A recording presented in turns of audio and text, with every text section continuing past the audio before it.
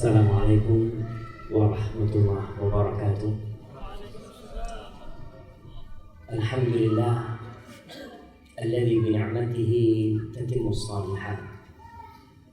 Segala puji bagi Allah Jalla Jalaluh yang karena nikmatnya kebaikan-kebaikan menjadi sempurna. Madrasah ini, SD ini bisa berdiri itu karena rahmat Allah kepada kita. Bukan karena usaha kita. Usaha bisa sama. Berapa banyak orang yang meniru usaha orang lain tapi tidak berhasil. Kewajiban kita itu hanya berusaha. Allah yang menentukan. Maka kita bersyukur kepada Allah atas berdirinya sekolah ini. Allahumma salli wa sallim wa zid wa barik wa an'im ala abdika wa rasulika habibina wa syafi'ina Muhammad.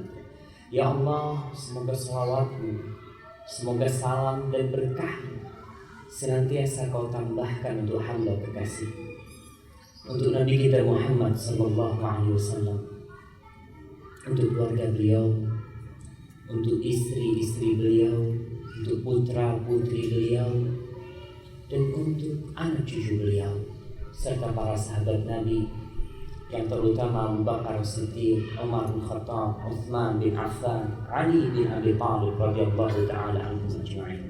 Amma ba'd. Ma'asyiral muslimin wal muslimat rahimakumullah. Ada satu yang membuat saya kaget sebenarnya. Saya baca kajian akbar, Masya Allah. Akbar ini, kalau kabir itu besar, kalau akbar itu paling besar. Mudah-mudahan ini menjadi kajian akbar untuk SD Royan dan untuk bapak-bapak dan ibu-ibu. Semoga Allah melimpahkan rahmatnya buat kita semuanya. Tadi Bapak Mustafa Bawazir menjelaskan tentang urusan izin. Sulit izin. Nah, itu sudah ketentuan Allah Subhanahu wa ta'ala. Tatkala Allah menciptakan surga dan neraka, Allah menyuruh Jibril untuk melihat surga. Tatkala Jibril melihat surga lalu kembali melaporkan kepada Allah Subhanahu wa ta'ala, kata Jibril, tidak ada satupun hambamu yang mendengar tentang surga kecuali dia akan masuk ke surga. Tidak satupun hambamu yang mendengar tentang neraka kecuali dia akan jauh dari neraka. Thumma huffat bil makarih wa huffat bis syahwat.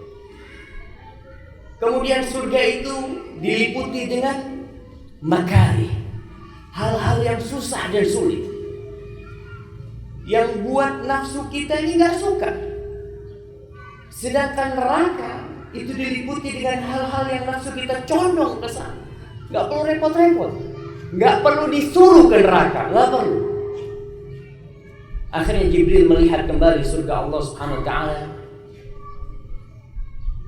Jibril bersinis. Dia takut tidak ada satupun hambamu yang masuk surga. Karena ternyata masuk surga itu butuh perjuangan.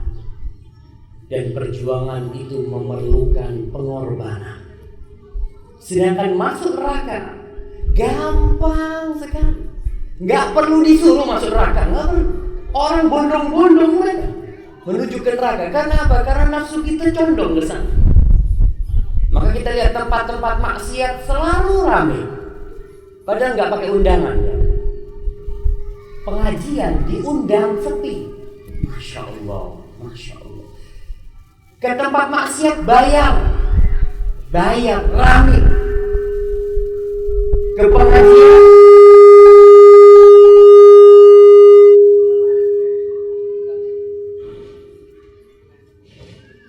Masya Allah. Ke pengajian dapat kue kotakan masih malas.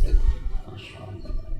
Tapi itulah, jadi kalau tadi dikatakan sulit masuk surga Allah Subhanahu wa ta'ala. Ala inna sil'atallahi jannah. Mahal masuk surga itu jemaah. Kita kalau mau emas seisi bumi ini, apa yang harus kita lakukan? Kita mungkin akan kerja dari pagi sampai sore, sampai mati pun belum tentu dapat emas sepenuh bumi ini. Dan nanti pada hari kiamat Andai kata kita membawa emas 10 bumi, 2 kali lipat, kemudian kita ingin menebus diri kita dari api neraka, matutup bila minum, gak bakal diterima. Karena gak ada artinya dunia dan isinya ini. Dibanding dengan nikmat Allah Jalla Jalla gak ada artinya. Tapi kita butuh pengorbanan dalam hal ini. Izin, berapa tahun izin belum keluar? Masya Allah, kita di Jember 6 tahun baru keluar sekarang. Tahun ini setelah ada murid yang kelas 6 baru keluar. Dan perjuangan 6 tahun itu Masya Allah. Sholat tahajud ya, kita sedekah Masya Allah. Coba ketika izinnya keluar, tahajudnya berhenti. Kita disuruh terus minta sama Allah Jalla Jalaluhu. Yang punya itu Allah, yang bisa ngasih izin itu Allah. Dan kita yakin dengan hal itu. Allah berfirman, Qulillahumma malikal mulki tu'til mulka man tasha wa tanzi'ul mulka mimman tasha wa tu'izzu man tasha wa tudhillu man tasha biyadikal khair innaka ala kulli syai'in qadir. Allah yang punya semuanya.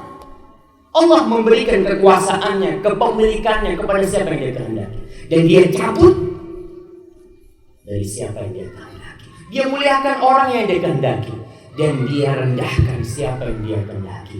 Biyadikal khair. Semua kebaikan itu ada di tangan Allah.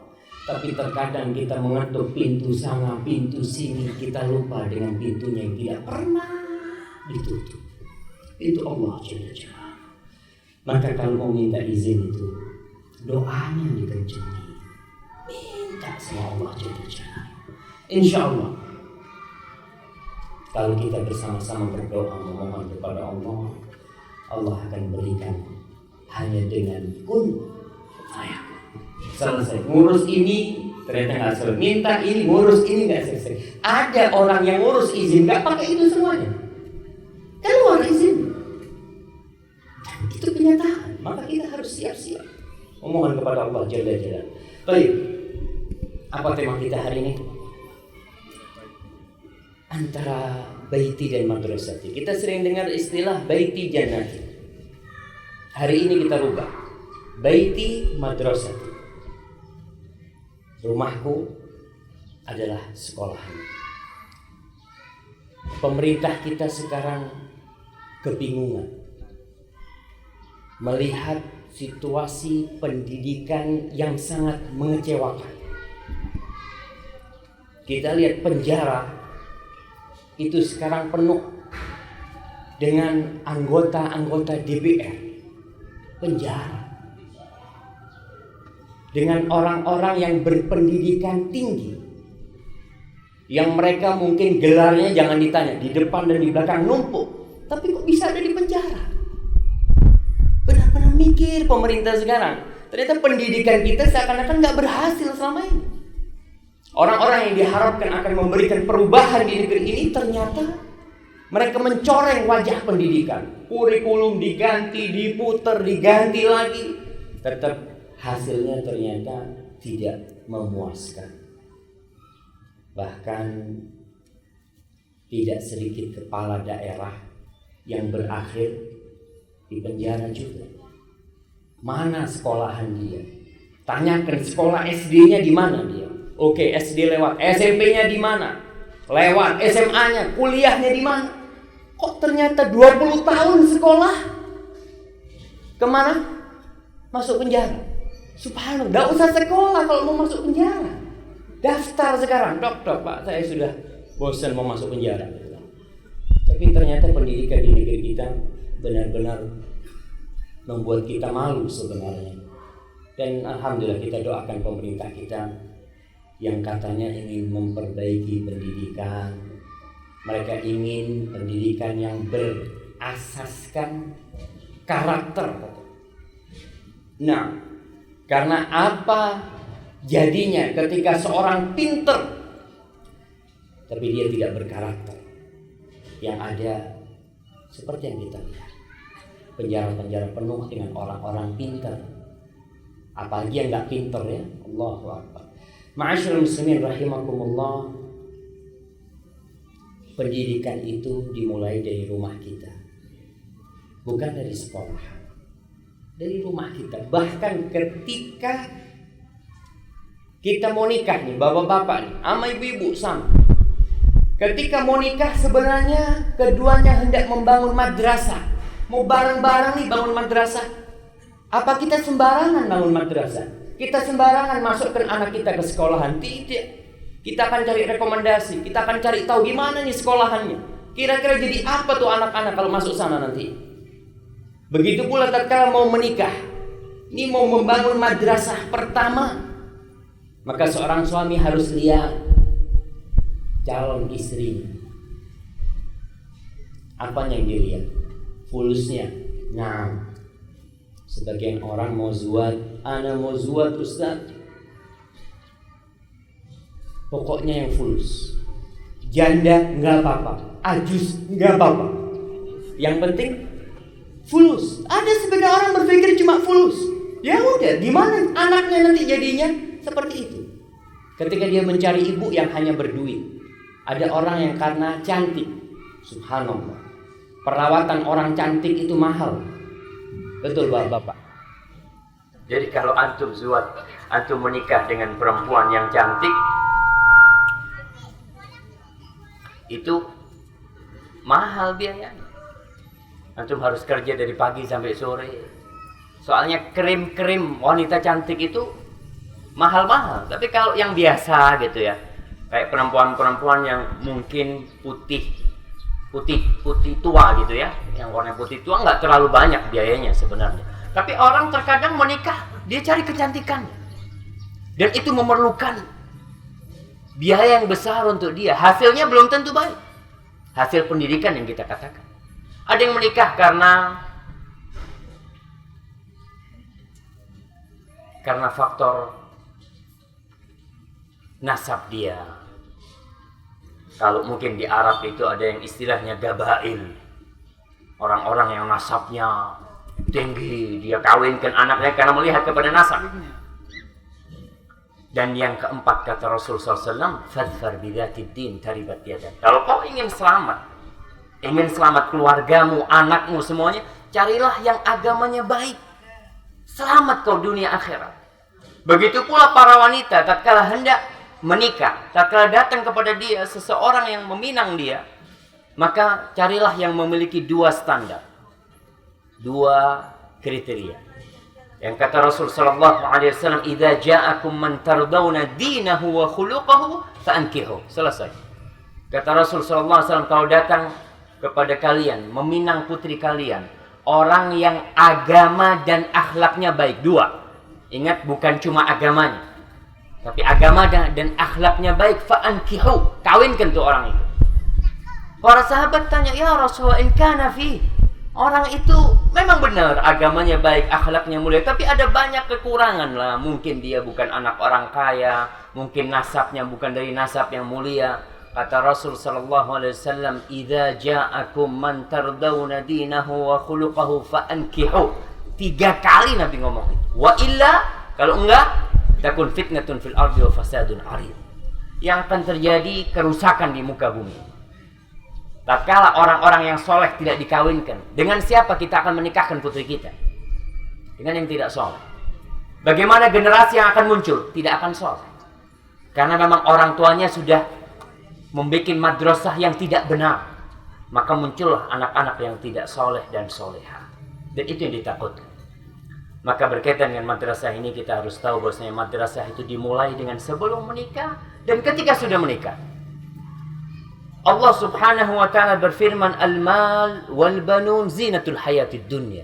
Al-mal, fulus, harta benda, dan anak-anak kita itu zinatul hayatid dunya. Dia perhiasan dunia. Nah, kita itu kalau melihat anak kita senang, Masya Allah. Ketika kita melihat anak kita, tadi disebutkan sama Pak Mustafa, anaknya sudah bisa hafal beberapa surat umpamanya, udah bisa sholat, gimana perasaan orang tua? Begitu bahagianya dia. Dan bagaimana tatkala anaknya tumbuh besar menjadi seorang narkoba? Bagaimana perasaan orang tua? dunia yang dia miliki seakan-akan tidak ada artinya. Karena dia melihat perhiasan buah hatinya ternyata tidak bisa membuatnya berbahagia. Terus bagaimana caranya? Allah Jalla Jalaluh memerintahkan kepada kita, ya ayyuhalladzina amanu qu anfusakum wa ahlikum nar. Wahai orang-orang yang beriman, ingat yang beriman saja yang dipanggil sama Allah Subhanahu wa taala. Apa kata Allah? Jagalah diri kalian dan keluarga kalian, istri, anak kalian dari apa? Dari api neraka, jemaah. Bukan dari hujan, bukan dari lapar, bukan dari perampok, bukan dari masa depan yang menakutkan, bukan dari rasa sakit, bukan. Semua itu fana. Rasa sakit kita akan hilang di dunia ini. Rasa lapar kita pun akan sirna. Tapi ada sesuatu yang selama-lamanya, api neraka. Na'udzubillahi min dzalik. Allah memerintahkan para orang tua, para suami, para ibu, jagalah diri kalian dan keluarga kalian dari api neraka. Itu yang harusnya dijaga. Bukan untuk perhiasan, bukan. Tapi dari api neraka. Dan kita harus memikirkan hal itu. Terkadang orang tua ini hanya mikirkan dunia. Ketika dia menikah, cari dunia. Dia cari yang tadi. Yang kaya, yang cantik, yang tampan. Ketika sudah menikah pun dari pagi sampai sore. Bahkan ketika tidur pun yang dia pikirkan dunia. Dia nggak pernah bapaknya nih kumpul sama istrinya ngomong, wahai istriku, gimana sholatnya anak-anak hari ini? Ngajinya anakku sudah sampai mana? Nggak. Yang dia tugasku, kata suami, tugas anak cari fulus. Ente tugasnya ngurusin anak. Subhanallah. Memang kalau dipikir istri lebih lama di rumah, lebih sering berjumpa dengan anak, tapi tetap orang tua memiliki peran yang besar dalam mendidik anak-anak kita. Bukan hanya sekolahan. Kita akan sampai itu. Apa sih perannya sekolah ini? Allah Subhanahu wa ta'ala mengingatkan para orang tua yang sibuk dengan dunia. Allah berfirman, وَلَا تَمُدَّنَّ عَيْنَيْكَ إِلَى مَا مَتَّعْنَا بِهِ أَزْوَاجًا مِنْهُمْ زَهْرَةَ الْحَيَاةِ الدُّنْيَا لِنَفْتِنَهُمْ فِيهِ. Kau itu jangan sibuk melihat kepada kegemerlapan dunia.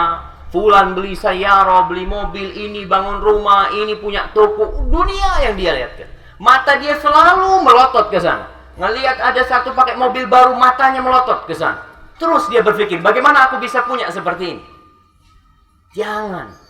Allah mengingatkan itu semua adalah ujian bagi mereka. Dan sedikit jemaah orang yang lulus ketika diuji dengan kenikmatan. Tapi kalau diuji dengan kesusahan, insya Allah banyak yang lulus. Karena dia selalu merapat mendekat kepada Allah Jalla Jalla. Allah mengatakan, wa rizqu rabbika khairun wa adqa. Ingat, rizki Tuhanmu itu, Rabbmu itu jauh lebih baik dan lebih kekal. Karena ma'indakum yanfad wa ma'indallahi ba'd. Yang ada di sisi kalian tuh apa saja sekarang yang kalian miliki, yanfad, bakal habis, bakal hilang, bakal musnah. Wa ma'indallahi ba'd. Tapi yang ada di sisi Allah itu yang kekal dan abadi. Kemudian Allah mengatakan, wa'mur ahlaka bis-shalah wastabir 'alaiha. Suruh keluargamu mendirikan salat. Wastabir 'alaiha, dan bersabar. Ini perintah bukan buat guru, bukan. Bukan buat pak gurunya. Pak guru, tolong anak saya nih bagaimana bisa sholatnya tepat waktu. Itu tugasnya bapak sama ibu. Kalau di sekolahan cuma ngajarin nulis, baca, apa, belajar, selesai. Urusan di rumah orang tua. Wa'mur ahlaka bis-shalah wastabir 'alaiha. Kata Allah, bersabar kau nyuruh mereka sholat. Sholat ini rukun Islam. Dan kita lihat, sebagian orang tua tidak bersabar menghadapi anaknya. Bahkan ada bapak, Ustaz, gimana mau nyuruh anaknya sholli? Bapaknya sholatnya jarang-jarang. Subuh jam 5, orang sudah pulang dari masjid, abahnya baru bangun. Anaknya, tenanglah anak, nanti jam 7 baru dibangun. Dan berapa banyak orang tua yang siap banguni anaknya untuk berangkat sekolah, tapi tidak siap untuk bangunin anaknya sholat subuh. Apa kata dia? Masih kecil, Ustaz. Baik. Dia bilang masih kecil, nggak mau dibangunin buat sholat subuh. Tapi sekolah, Apa enggak masih kecil dia buat berangkat sekolah? Biar dia tidur. Orang dia masih kecil. Ingat tuh, kita disuruh untuk menyuruh anak kita sholat. Muru auladakum bisalah li sab'in. Suruh anak kalian sholat mulai umur berapa? Suruh. Umur 7. Disuruh ya. Kalau diajarin sebelum 7 diajarin sholat. Diajak sholat. Tapi kalau disuruh mulai umur 7 tahun. Dan anak kita sekolah SD umur berapa? Umur 7 tahun. Mulai disuruh dia sekolah. Tapi ingat ketika subuh suruh dia sholat. Bangunin. Nak, sholat nak. Dan sabar nyuruh anak sholat itu jamaah. Ana rasakan bagaimana ya orang tua kita dulu waktu nyuruh kita sholat itu. Karena saya merasakan ketika nyuruh anak kita, anak saya di rumah sholat, subhanallah. Dibangunin, nak, sholat, bangun, subuh. Berangkat ke kamar mandi. Lama nggak keluar dari kamar mandi. Senden di sana. Subhanallah, ya abahnya, yuk bangun, berangkat. Sampai telat-telat ke masjid nungguin si anak. Dan harus sabar. Wastabir alaiha. Sabar kata Allah. Kemudian Allah katakan, la nas'aluka rizqan. Kita nggak minta kepadamu rizki. Nggak minta kau untuk jadi kaya supaya ngasih rizki kepada Allah. La nas'aluka rizqan. Kita nggak minta rizki dari kau. Apa kata Allah? Nahnu narzuquka wal aqibatu littaqwa. Kita ngasih rizki sama kau. Supaya orang tua ingat. Ketika dia sibuk untuk cari dunia, ingat yang Allah inginkan dari kita itu bukan duit yang banyak, bukan. Tapi takwa kita kepada Allah Subhanahu wa taala. Maka nih ibu-ibu harus juga melihat. Tatkala suaminya tidak mendukung dia, jangan menunggu. Banyak ibu-ibu yang merasa apa ya? Putus asa mungkin. Ustaz, anak punya suami sulit diajak bersinergi untuk ngurusin anak. Terus gimana? Mau ganti suami, ibu? Ya enggak lah, ada suaminya sudah. Dia rawat, ini suami dipoles suaminya. Supaya dia bisa bersinergi mendidik anak-anak. Begitu pula para suami yang mendapatkan istri yang kurang bersinergi sama dia dalam mendidik anaknya. Ingat itu pilihannya. Nggak ada yang perlu disalahkan. Ini gara-gara abah, gara-gara umi, nggak ada. Ya sudah, yang ada dilakoni. Sampai dikatakan ada seorang di Saudi itu, Masya Allah, dia buta. Awalnya nggak buta. Dia seorang penemu terkenal yang bahkan hasil temuannya itu sampai menjadi juara di beberapa negeri. Pada suatu hari dia betulkan mobilnya di pinggir jalan, ada yang nabrak dia. Buta. Kemudian ketika dia diwawancari, bagaimana kondisimu dengan kondisi buta ini? Apa kau masih punya ide-ide cemerlang itu untuk membuat, kata dia. Alhamdulillah, kata dia. Dia mengeluarkan satu kata-kata yang saya ingat sampai sekarang.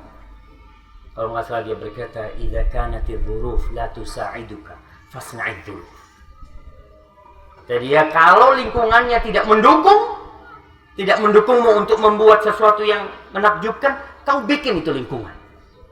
Jangan berserah diri kepada lingkungan. Ya udah, lingkungannya kayak gini, kau rubah itu lingkungan. Kau bikin bagaimana lingkungan itu bisa mendukung. Jangan menunggu didukung oleh lingkungan. Tidak, kita yang bikin tuh lingkungan.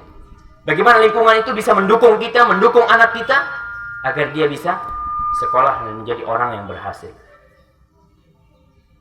Nabi Ismail alaihissalam, Allah menyebut dia kana sadiqal wa'di. Dia adalah orang yang sangat menepati janji. Wa kana rasulan nabiyya. Dia nabi dan rasul. Lihat apa kerjaan Nabi Ismail itu di rumah. Apa kata Allah? Wa kana ya'muru ahlahu bis salati waz zakat. Wa kana 'inda rabbih mardiya. Kerjaan Nabi Ismail itu di rumahnya nyuruh keluarganya tuh salat, sholli, diingatkan terus anak. Istrinya pun diingatkan. Karena memang istri kita ini istri bapak-bapak juga ya. Terkadang dia itu disibukkan dengan kerjaan rumah, sholatnya terlambat. Maka suami harus tanya, udah sholli belum? Tanya, kalau mau di tempat kerjanya, baru pulang jam 4, dia tahu istrinya terkadang banyak kerjaan. Subhanallah, kerjaan istri kita memang gak pernah selesai. Dari pagi sampai siang ketika anak sekolah sibuk nyiapkan makan buat mereka, sampai sholatnya terkadang lupa. Maka suami telepon, udah sholli belum? Sholat dulu lah, urusan nanti gampang. Sholat dulu, setelah sholat baru urusan yang lainnya. Inilah yang membuat Nabi Ibrahim, Nabi Ismail alaihissalam memiliki kedudukan yang tinggi. Ya'mur, dia selalu menyuruh dan tidak ada berhentinya nyuruh. Jangan antum berpikiran nyuruh itu Ustaz, anak-anak anak sudah besar semua. Terkadang orang tua yang jenggotnya udah putih, anaknya udah punya anak juga, dia merasa sudah anak sudah selesai dulu. Nah, tugas kita selesai. Sebagai seorang ayah mendidik dia, tapi tetap mengingatkan itu diperintahkan. Tanya sama anaknya yang sudah besar-besar tuh, nah, solimu gimana? Nak? Usahakan nak dengar azan, tinggalkan pekerjaan. Subhanallah jamaah, kita nih kerja dari jam 8 pagi sampai jam 4 sore. Kenapa kita mau bekerja? Karena kita dapat gaji. Dan berapa sih gajinya? Dibandingkan dengan Allah yang berikan kepada kita. Dengan tangan yang Allah berikan kepada kita. Antum lihat nih, tangan bisa bergerak. Dengan mata yang bisa melihat ke sana ke sini. Itu cuma minta Allah kita sholli. Laksanakan perintah Allah. Dan kalau tidak, bagaimana anak-anak kita nanti? Kalau bapaknya nggak sholli, abahnya nggak sholli, nggak tepat waktu, nggak pernah ngikutin perkembangan di keluarganya, kita akan lihat bagaimana anak-anak nantinya. Ma'asyiral muslimin rahimakumullah. Saya mau tanya, orang kalau sudah berhasil, yang diingat itu sekolahannya apa orang tuanya? Orang tuanya apa SD-nya? Wah, ini anakku nih, sekarang jadi dokter, mamanya. Dulu SD-nya di sini. Nggak ada. Yang diingat siapa? Bapaknya. Fulan bin Fulan. Fulan bin, ibunya siapa? Fulana. Masya Allah. Ibunya nih kayaknya, bukan sekolahannya. Jadi kalau antum memikirkan sekolahannya, insya Allah nggak tahu saya sampai sekarang. Ada orang berhasil katanya SD-nya dulu di mana sampean mas? Enggak. SD Ar-Royan. Mudah-mudahan nanti ke depan seperti itu. Orang akan bertanya SD-nya di Royan, tapi tetap jemaah. Yang membuat anak kita itu berhasil, usaha kita sendiri, bukan usaha dari sekolahan itu sendiri. Umar bin Abdul Aziz rahimahullah ta'ala, dia pernah mengatakan as-salahu minallah wal adabu minal aba. Kesolehan itu datangnya dari Allah subhanahu wa ta'ala, tapi pendidikan, karakter itu dari siapa? Dari orang tua. Karena anak kita dilahirkan semuanya alal fitrah. Kullu mauludin yuladu alal fitrah. Semua dilahirkan alal fitrah. Siapa yang membuat fulan jadi Yahudi, fulan jadi Nasrani, fulan menjadi Muslim? Siapa? Orang tuanya. Bapak sama ibunya tuh yang berusaha terus dia merubah anaknya. Dan kita lihat bagaimana Ummu Sulaim. Ummu Sulaim, ibunya Anas bin Malik. Ummu Sulaim masuk Islam sebelum Rasul masuk ke kota Madinah. Suaminya belum Muslim. Ummu Sulaim berusaha untuk ngajarin sama anaknya ini la ilaha illallah. Terus ditalkinin la ilaha illallah. Apa kata bapaknya Anas bin Malik? La tufsid alayya ibni. Oh, jangan rusak anakku. Anaknya mau dijadikan tetap kufur. Tapi bagaimana peran ibu? Enggak. Anak ini harus beriman. Dan jadi Anas bin Malik radhiyallahu taala anhu karena peran orang tua. Jadi memang kalau kesolehannya kita mintakan kepada Allah, tapi adab, etika, karakter dari orang tua. Ada istilah di Arab yang mengatakan ar-rijalu la yuladun bal yusna'un. Lelaki-lelaki atau tokoh-tokoh yang besar itu tidak dilahirkan jamaah, tapi mereka dibikin. Ya tetap dilahirkan ya. Tapi bagaimana dia menjadi seorang tokoh yang berpengaruh, yang bisa membuat perubahan umpamanya, itu dibikin dia itu. Siapa yang bikin? Keluarganya, orang tuanya. Umpamanya tangannya terlalu panjang, dibikin lebih pendek lagi. Terus apa? Bagaimana anak itu diciptakan, didandani, kata orang Jawa. Ada yang nggak benar diperbaiki. Terus sehingga dia menjadi seorang tokoh di masyarakat. Karena apa? Orang tua. Karena mereka memang dibikin untuk hal itu. Ma'asyiral muslimin rahimakumullah. Ya, ada orang tua yang mengandalkan sekolahan. Udahlah, anak masukkan ke sekolahan. Insya Allah sekolahannya bagus nih. Ustadz-ustadznya jempol semuanya. Ketika pulang ke rumah dilihat anaknya, lah kok belum bisa baca Quran nak? Siapa yang akan disalahkan? Sekolahannya nih. Padahal sekolah jamaah. Antum melihat sekolahan ini, satu ustadz ngajar berapa anak? Mana ustadz mudirnya? Satu kelas berapa anak? 23. Satu ustadz 23 anak. Kita ngurus anak 2, sumpah sudah. Kita titipkan ke sekolahan nih. Aduh, ini berangkat sekolahan nih. Di sini satu ustadz itu 11 sampai 21 anak tuh ngurusin. Gimana? Dia akan berusaha semaksimal mungkin, tapi tetap peran orang tua yang akan bikin tuh pulang sekolah, tanya tuh, apa yang kau pelajari nak? Lihat bukunya. Jangan cuma mengandalkan sekolahan. Karena kita tahu sekolahan memiliki pengaruh. Di mana kita meletakkan anak kita, kita juga akan memanen di situ. Tapi orang tua yang harus terus merawat, melihat, mengontrol perkembangan anaknya. Rasul SAW bersabda, ala kullukum ra'in. Ingat, semua kalian adalah pemimpin. Wa kullukum mas'ulun an ra'iyati. Semua akan dimintai pertanggungjawaban atas apa yang dia pimpin. Warrajulu ra'in fi ahli baiti. Seorang lelaki pemimpin di rumahnya. Dan dia akan dimintai pertanggungjawaban. Bapak-bapak nih, jangan mengharap masuk surga sendirian. Jangan. Karena ketika mau masuk surga akan digantoli sama anak dan istrinya. Kalau tidak menyelamatkan mereka dari api neraka. Tapi kalau sudah melaksanakan tugasnya selesai, akan dimintai pertanggungjawaban dengan anaknya fulan. Kau nggak pernah ajarin dia sholat. Yang fulan, kau nggak pernah ajarin dia puasa. Terus akan dimintai pertanggungjawaban tentang hal itu. Kemudian tentang wanita, wal mar'atu ra'iyatun ala ahli baiti zawjiha wa waladih. Perempuan itu penanggung jawab. Ingat ibu-ibu, penanggung jawab apa? Di rumah suaminya dan anak-anak suaminya. Bertanggung jawab, dia bakal ditanya nanti. Maka suami mungkin tidak langsung kepada anaknya, tapi suami kepada istrinya, bertanya kepada istrinya. Mungkin sebagian suami pulang kerja, semua anaknya sudah tidur. Maka dia bertanya kepada istrinya, gimana perkembangan anak-anak kita?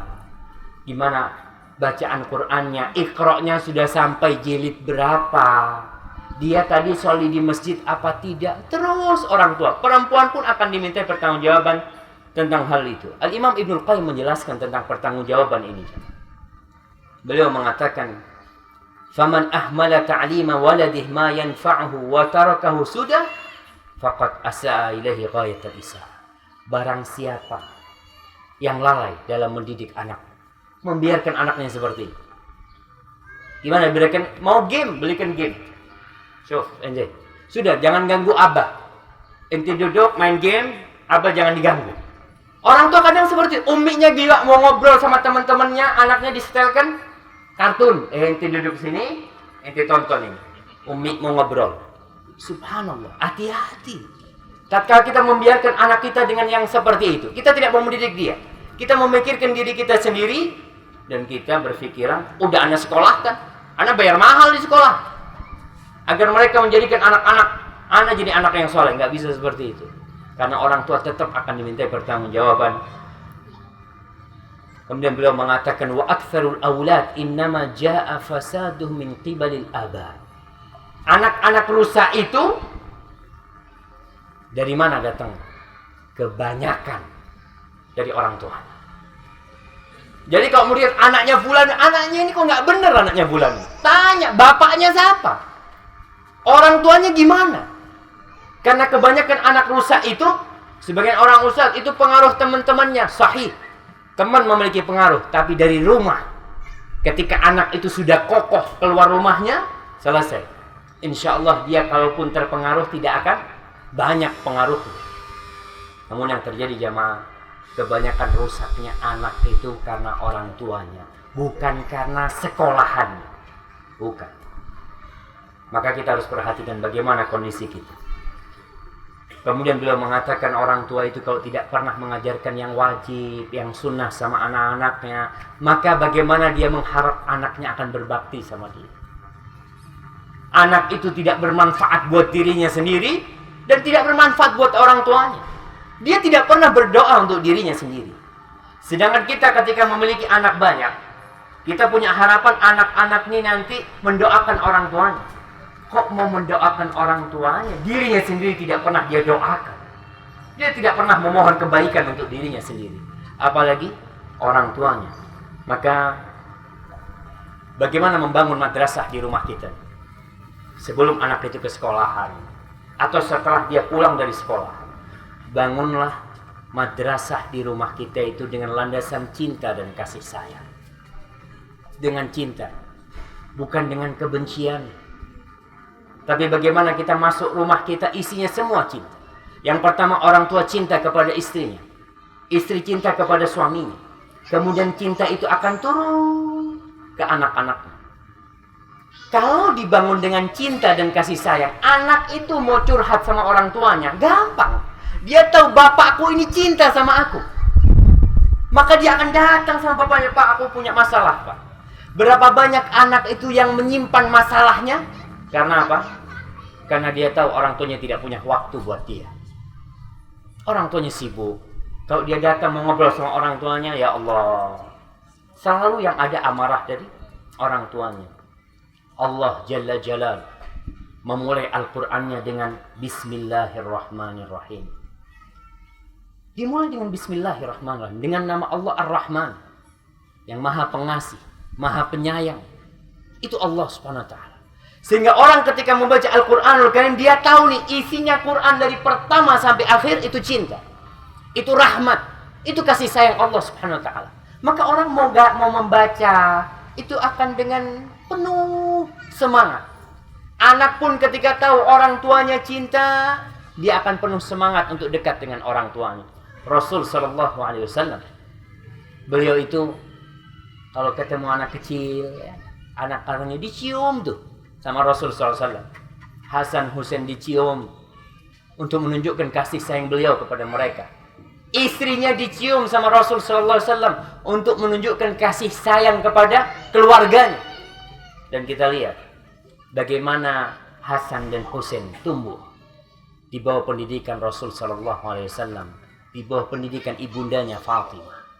Jadi orang-orang yang Masya Allah. Pernah suatu hari ketika Rasul sallallahu alaihi wasallam mencium cucunya, ada Aqra' bin Habis yang dia mengatakan, atuqabbiluna sibyanakum, kalian ini mencium anak-anak kalian. Kata Aqra', aku punya 10 anak, nggak ada yang aku cium satu pun. Apa kata Rasul SAW? Man la yarham la yurham. Orang yang tidak mengasihi tidak bakal dikasihi. Maka sekarang bagaimana kita menumbuhkan cinta dan kasih sayang di rumah kita sama anak-anak kita. Anak-anak tidur pun, bapak-bapaknya kalau sampai rumah,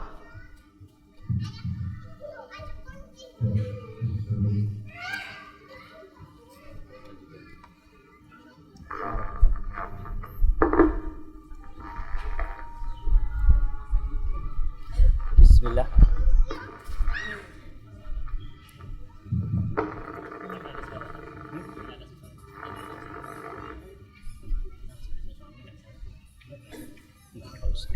Bismillah.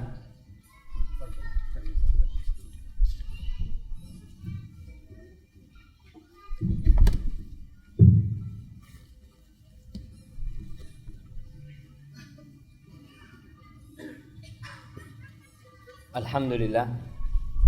Dengar suaranya. Kok kayaknya sayup-sayup.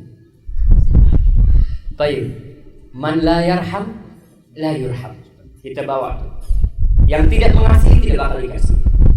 Maka bagaimana kita mendidik anak kita dengan kasih sayang? Masuk rumahnya bapaknya mungkin yang sampai rumah udah malam hari. Pulang dari safar lihat anaknya tidur semuanya. Subhanallah. Cium tuh anak. Satu-satu cium baru tidur. Anak itu akan merasakan kasih sayang orang tuanya. Terkadang kita cium anaknya bangun dilihat, Masya Allah, bapakku, ibuku. Maka dengan cinta dan kasih sayang, kalau mau ngasih tahu anaknya, anak itu gampang menerima. Tapi kalau sudah marah-marah terus sampai anaknya ini tahu, Ummi ini Allah, judes Ummi itu. Anaknya tahu sama uminya. Karena setiap hari yang ada marah. Rasul SAW ketika mau ngasih tahu, bukan anak-anak, mau ngasih tahu sahabatnya Abu Dzar, Mu'ad, beliau mengatakan, "Ya Mu'ad, inni uhibbuka." Mu'ad, aku cinta sama engkau. Fala tada'anna fi duburi kulli salat. Jangan pernah kau tinggalkan setiap selesai salat untuk berdoa, Allahumma inni ala dzikrika wa syukrika wa husni ibadatik. Rasul SAW memulai petuahnya dengan mengatakan, inni uhibbuka. Aku cinta sama engkau. Jadi kalau mau ngasih tahu anaknya, panggil anaknya, nah Umi ini sayang sama kau. Abahnya juga gitu. Kalau abahnya biasanya pecut, nanti berapa kali abah kasih tahu, ceples, bukan itu. Kasih tahu dulu, tunjukkan cinta kita kepada dia. Ma'asyiral muslimin rahimakumullah, hati-hati, anak itu suka mencontoh. Allahu Akbar. Anak itu seperti alat perekam MP3 sekarang tuh. Apa yang diomongkan, dia akan rekam. Sampai suatu hari ada seorang anak ngomongnya kotor sekali. Ditanya, ente tahu artinya? Enggak tahu. Katanya tadi fulan ngomongnya gitu. Dia rekam. Dan bagaimana kalau yang dia rekam di rumah adalah pertengkaran orang tuanya? Tiap hari ribut abah sama umi. Si anak cuma diam tuh anak di pojokannya sambil mainan aja gitu ya. Tapi dia rekam semua. Dan itu akan dia bawa sampai besar. Rekaman itu. Tidak sedikit anak perempuan yang tumbuh besar benci dengan seorang lelaki. Karena apa? Karena dia tahu bapaknya jahat sama ibunya. Dan itu yang dia lihat selama ini. Pendidikan yang kita lakukan mungkin di sekolah sudah benar, tapi di rumah yang nggak benar yang kita lakukan kepada dia. Maka contohkan kepada anak kita. Apa yang perlu kita contohkan kepada dia? Sholat. Bapaknya kalau sholat sunnah usahakan jangan di masjid. Rasul SAW mengatakan khairu salatir rajuli fi baitihi ilal maktubah. Sebaik-baiknya sholat seseorang itu di mana? Di rumahnya. Kecuali sholat fardu. Sholat fardu di masjid.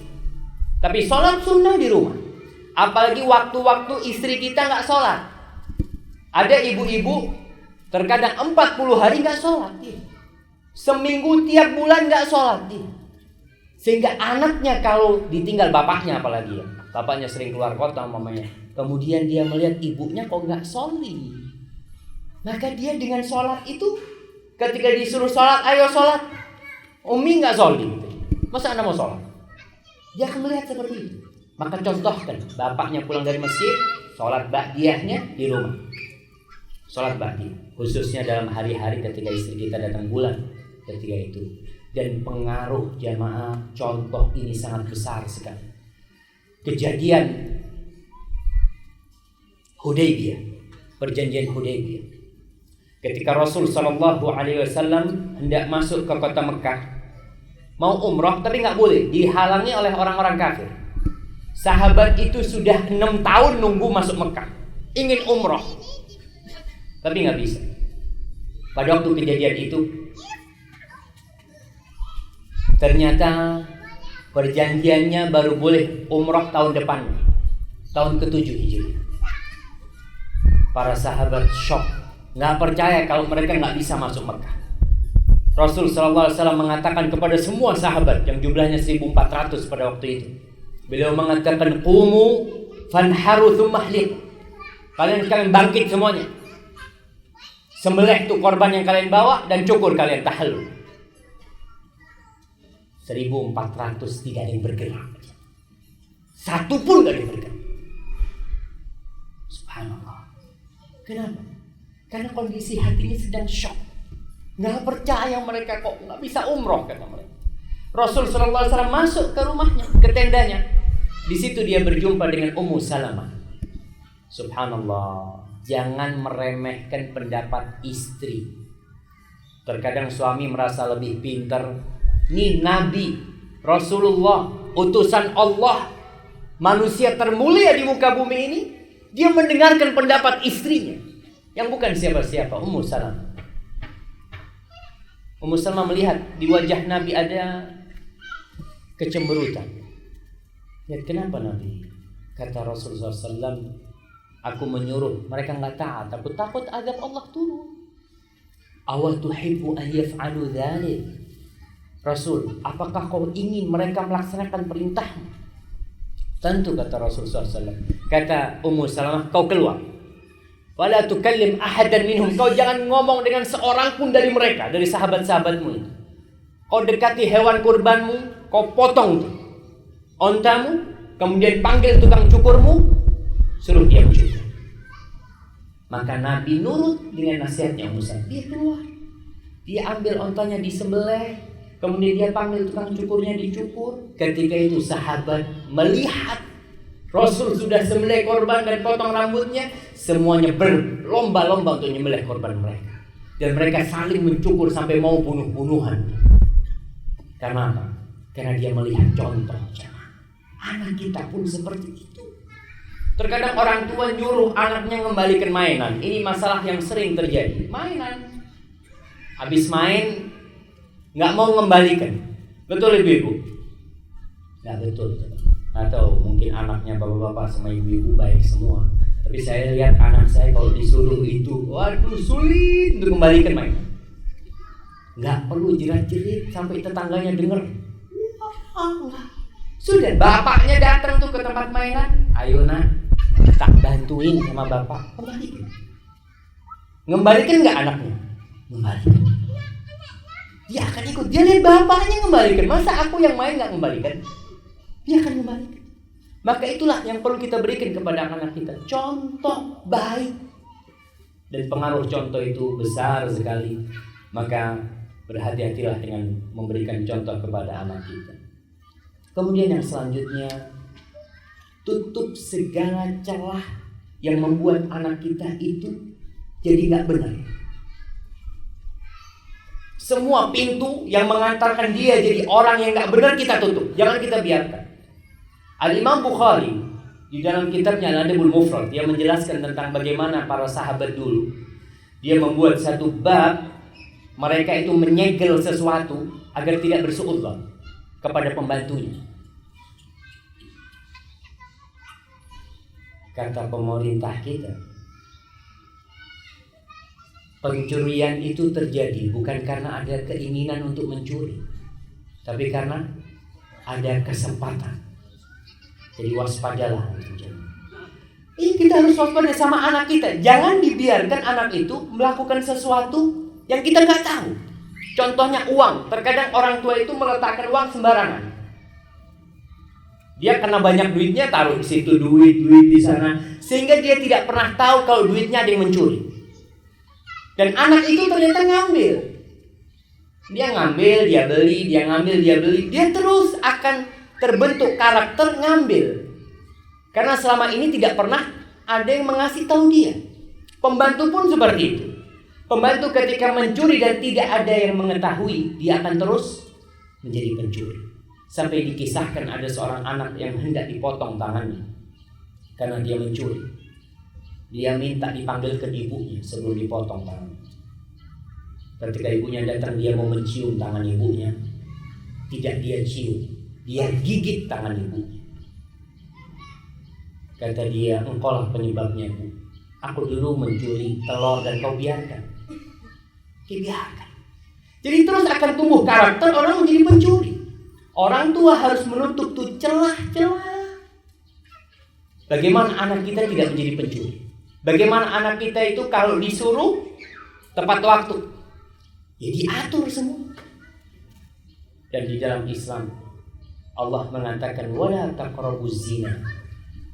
Dan jangan kalian mendekati zina. Mendekati nggak boleh. Kita lihat aturan-aturan agama kita nih.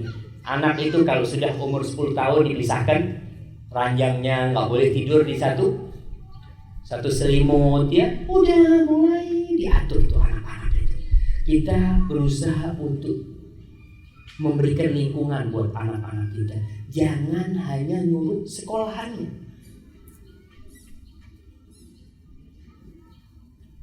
Apa hubungan bapak-bapak sama sekolahan? Apa sekedar ngantarkan anaknya ke sekolahan pagi terus pulang. Tidak. Bapak-bapak harus mengawal sekolahan ini. Apalagi sekolahan yang baru. Maka kita harus memberikan masukan, ide-ide yang baik. Kemudian kita lihat anak kita. Terkadang ada sekolahan-sekolahan yang terlalu idealisme. Kepingin anaknya bisa ini, bisa itu. Lulus nggak bisa apa-apa anak. Karena terlalu banyak beban yang diberikan kepada anak didiknya. Waktunya nggak cukup, pelajarannya terlalu banyak. Di sini peran orang tua memberikan masukan kepada sekolahan. Karena terkadang sekolahan itu ya memiliki target.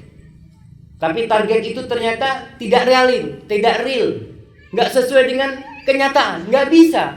Anak itu umpamanya lulus SD hafal 30 juz. Nah, Imam Syafi'i umur 9 tahun sudah hafal Al-Quranul Karim. Tapi gimana kondisinya pada waktu itu? Imam Syafi'i nggak belajar IPS, nggak belajar bahasa Inggris, nggak belajar tuh pelajaran-pelajaran itu. Maka bisa dia mencapai target itu. Tapi kalau ada pelajaran-pelajaran yang banyak, susah tuh anak. Maka orang tua harus memberikan masukan, memberikan usulan, dikawal pelajarannya yang di sekolahan, dibawa ke rumah, dilihat tuh apa yang harus dilakukan orang tua. Pelajaran-pelajaran yang sulit, subhanallah. Bagaimana orang tua mendukung anaknya, memanggil guru les umpamanya, tidak mencukupkan diri dengan sekolahan. Ada orang tua, dia ngomong, anak mau tarik anak-anak dari sekolahan fulan. Kenapa? Masya Allah, anaknya belum bisa apa-apa sampai sekarang. Anak mau sekolahkan di sekolah fulan. Kenapa? Tuh anaknya fulan sudah bisa ini itu. Dipindah tuh anak ke sekolahnya fulan, sama. Tetap nggak bisa apa-apa. Siapa yang salah? Sekolahannya. Orang tuanya. Orang tuanya mau duduk manis di rumah melihat anaknya, Masya Allah, udah hafal berapa juz yuk? Sekian, alhamdulillah. Terus nanti ketika dia minta anaknya membaca, ternyata anaknya nggak bisa baca apa. Ada sebagian sekolah menargetkan anaknya hafal 30 juz. Betul. Anak itu lulus hafal 30 juz. Tapi ketika dia hafal juz amma, juz yang ke-29 sampai ke-1 lupa. Karena nggak ada murojaah dari orang tua. Sekolahan nggak mungkin. Kita tadi satu guru ngurus berapa anak? 21. Kita punya anak 2 nggak kuat. Maka orang tua harus menyempatkan waktunya. Dia mengawal anaknya pulang dari sekolahan, ya. Iyalah pendidikan-pendidikan yang diberikan di sekolahan, bagaimana penerapannya di rumah, itu orang tua yang duduk di rumah dan memberikan dukungan kepada sekolahan itu penting. Ada sebagian orang tua yang selalu intervensi sama sekolahan. Akhirnya sekolahannya nggak maju, nggak mundur, berhenti. Mau maju, dikritik. Akhirnya diam di sana. Seperti saya punya sekolahan dulu. Akhirnya benar-benar nggak maju. Karena tidak diberi kebebasan. Biarkan sekolahan selama itu di dalam ruang yang bisa diterima. Biarkan sekolahan itu mendidik anak kita. Pernah Al-Ma'mun, Khalifah Al-Ma'mun, dia itu menyuruh Al-Farra untuk mendidik anak, ngajarin pelajaran nahwu. Pernah suatu hari Al-Farra ini mau bangun, mau pergi, selesai ngajar, anaknya khalifah, anaknya presiden, yang kekuasaannya itu di Timur Tengah semuanya, sampai mendekati Turki, sampai ke Afghanistan, sampai mendekati India sana, itu anaknya khalifah. Ketika gurunya bangun, 2 anak itu rebutan ngambil sandalnya gurunya. Rebutan, aneh mau ngasih ke guru anak. Sampai ribut mereka mau bertengkar. Sudah, kata gurunya satu-satu. Satu-satu tuh 2 anak. Dia pasangkan ke gurunya. Kalau orang sekarang apa? Wah, gurunya gak bener nih. Masa anak-anak suruh ngambilkan sandal? Bukan disuruh ngambilkan sandal. Akhirnya khalifahnya dapat informasi dari mata-mata bahwasanya anakmu ini rebutan kalau ngasihkan sandal kepada guru. Dipanggil Al-Farra. Ditanya, "Man a'azzun nas?" Siapakah orang yang paling mulia? Kata khalifah. Katanya Al-Farra, "Ma a'rifu ahadan a'azzu min amiril mu'minin. Aku nggak tahu orang yang lebih mulia daripada Amirul Mu'minin sekarang ini, daripada presidennya. Bala, nggak ada orang yang lebih mulia dari anak atau khalifah. Siapa?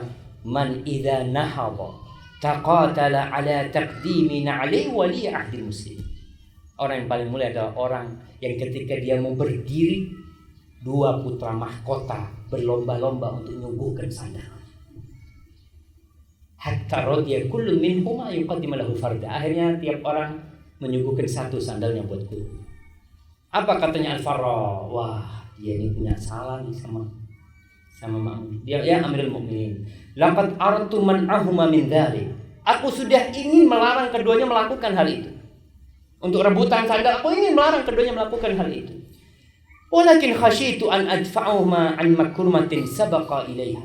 Tapi aku takut menghalangi mereka dari satu kehormatan yang mereka berduanya telah berlomba-lomba untuk mendapatkannya.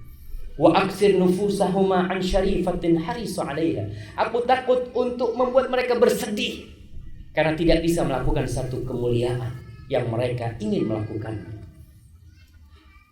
Apa yang terjadi? Katanya Amirul Mukminin, kalau kau melarang keduanya melakukan itu, aku akan beri kau sanksi. Aku akan beri kau sanksi. Tapi biarkan mereka melakukan hal itu. Dan dikasih hadiah Al-Farra. Dikasih hadiah 10.000 dirham atas kelakuannya kepada anaknya. Orang tua harus mendukung. Bagaimana? Kan udah dititipin. Kalau memang nggak mau dititipin di madrasah, diajarin di rumah aja. Karena di madrasah itu, di sekolah ada aturan yang harus ditaati. Terkadang orang tua anaknya disetrap, bapaknya datang protes, kenapa anak saya kok disetrap? Anaknya mungkin dipukul, udah nggak boleh mukul jemaah. Ada mukul nggak di sini? Nggak boleh ya? Dialus-alusin anaknya. Masya Allah. Ya mudah-mudahan jadi. Kita nggak ada orang ini nggak sama. Orang itu, anak itu diciptakan tidak seragam, enggak. Anak itu diciptakan beragam, enggak seragam. Kita yang punya anak 5, semuanya beda. Ada satu yang dikasih permen sudah selesai. Ada satu harus dipecut. Baru dia dengerin. Dan memang seperti itu. Kalau semua disamaratakan salah. Karena memang mereka diciptakan tidak seragam. Seperti dokter yang ngasih obat, semua orang sakit dikasih Panadol. Panadol ini, bismillah. Panadol. Satu sembuh, satu mati. Karena beda penyakitnya. Maka sekolah pun nggak bisa menyeragamkan sanksi seperti itu, nggak bisa. Ada orang-orang ya cuma itu peraturan pemerintah sudah, nggak boleh mukul sekarang. Ya, Rasul SAW mengatakan anak itu boleh dipukul umur berapa? Umur 10 tahun. Wadribuhum lisab'in. Pukul umur 10 tahun. Itu tetap. Dan itu lebih sempurna daripada syariat yang dibikin oleh manusia. Tapi ya mudah-mudahan lah bersabar semua menghadapi. Ada nggak anak-anak yang perlu dipukul? Ustaz? Ada sebenarnya, tapi dibiarkan aja. Jadi ular nanti Ustaz. Sempat di pernah sekali dipukul, akhirnya ada yang komplain, kemudian ya akhirnya dipukul anaknya. Nah, kalau nggak dipukul jadi benar nggak apa-apa Ustaz.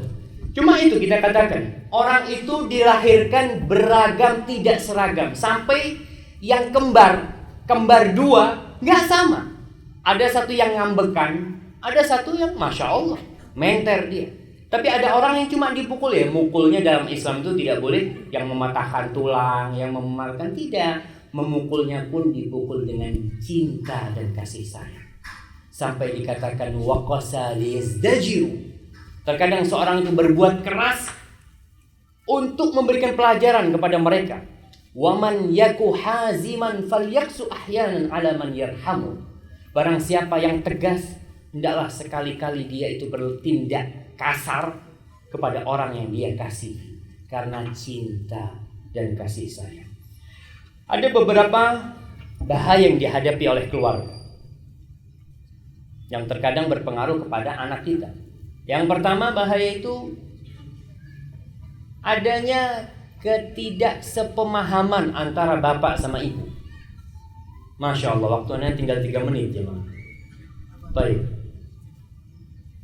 Orang tua, bapak, ibu, ibunya ngomong boleh, bapaknya ngomong nggak boleh. Itu bahaya. Anak itu akan bingung. Ketika dia melakukan sesuatu, dia sudah mendapat izin dari bapaknya. Umpamanya dia mau keluar nih, mau main di luar. Sampai udah depan pintu, ibunya jerat-jerit. Wah, mau kemana? Masuk rumah. Kunci. Anaknya bingung. Tadi abang ngomong boleh keluar. Sekarang Umi nggak boleh. Harus tujuan. Dan kalau anak ngomong tadi, Umi, ana udah dikasih izin sama abah. Uminya langsung fadhal. Kalau sudah abahnya ngasih izin, suruh fadhal. Jangan dilarang. Maka orang tua harus sinergi. Bapak sama ibunya harus sinergi dalam masalah mendidik anak. Apa yang sudah dilakukan oleh istri, didukung. Udah dilakukan oleh suami, didukung. Biasanya ada orang tua yang suka mukul anaknya umpamanya. Untuk mendidik anaknya dengan dipukul, biarkan dipukul sudah. Nanti selesai dipukul, panggil sama ibunya, dipijetin. Nah, dengarkan ucapan abahmu supaya kau nggak dipukul lagi. Itu mendukung. Tapi kalau nanti anak mau kasih tahu abahmu supaya nggak mukul kau lagi, nak. Nah, ini ribut akhirnya. Tapi jangan seperti itu. Yang kedua tadi, tidak ada sinergi antara rumah dan madrasah. Kalau sudah dititipkan anaknya ke madrasah, udah kasihkan ke madrasah. Ada yang kurang pas, ya usul. Gimana kalau seperti itu? Nggak diterima sudah. Karena madrasah ini bukan punya kita sendiri, punya orang banyak. Kalau mau ngikutin pendapat antum semua, tutup nih madrasah. Tapi kita tadi sekedar memberikan usul dan keputusan diambil oleh madrasah itu. Terus dukungan diberikan kepada madrasah. Yang ketiga, termasuk bahaya yang ada di rumah kita ini, pembantu, hati-hati. Pembantu tugasnya membantu. Orang tua pendidik, yang mendidik anak tetap orang tua. Jangan semuanya diserahkan kepada pembantu, apalagi dengan babysitter ya, yang uminya dandan terus ya, anaknya suruh ngaji sama pembantunya. Jangan. Tetap sama orang tua, pembantu hanya sekedar membantu. Kemudian yang keempat, teknologi. Ini hati-hati ya, masalah game, masalah internet, macam-macam, tolong diperhatikan anaknya. Karena terkadang madrasah sudah berusaha untuk mendidik anaknya dengan benar, tapi di rumah si anak sibuk dengan internetnya tanpa kontrol terkadang. Nonton ini, nonton itu, apalagi sekarang ini ada kartunnya Mahabharata. Iya, ada kartun, ada film-film itu, na'udzubillah, film-film kartun, film anak-anak mendidik kepada kesyirikan, kepada tidak percaya kepada Allah Subhanahu wa taala. Kalau orang tua membiarkan, gimana? Di sini dididik tauhidnya, sampai rumah dibiarkan tauhidnya dirusak. Sampai ada yang berkata, ini yang terakhir, guru itu digaji murah untuk memperbaiki anak kita. Artis digaji mahal untuk ngerusak anak kita. Mahal gajinya artis itu cuma. Dan guru digaji berapa sama kita? Untuk memperbaiki akhlak anak kita ini. Makanya kalau udah tahu gajinya guru itu sedikit, jangan mau anak kita dirusak sama artis-artis itu. Tutup TV-nya. Kalau memang ada tontonan yang bisa ditonton, yang bermanfaat tentang alam, tentang ilmu, silahkan. Tapi selain itu, usahakan hasil didikan madrasah ini dijaga oleh orang tua. Terkadang guru itu ngomong, kita kalau dari bengkel, betulin mobil, udah dibetulin itu mobilnya, ngomong bengkelnya, Mas, awas hati-hati, ini adanya ya, ada sesuatu yang perlu diganti juga. Kita kan perhatian. Oh, orang guru mengatakan, maaf anak bapak itu dalam masalah ini lemah, tolong diperhatikan. Ya diperhatikan. Tolong anak bapak itu ngajinya sulit, masih sholatnya kalau di masjid gurau. Ada anak itu kalau sholat masya Allah, senggol kanan, senggol kiri. Siapa tugas memperbaikinya? Orang tuanya. Guru menyampaikan hal itu dan kita menyambut dengan berusaha untuk meluruskannya. Hada wa sallallahu ala nabiyina Muhammad wa ala alihi wasallam.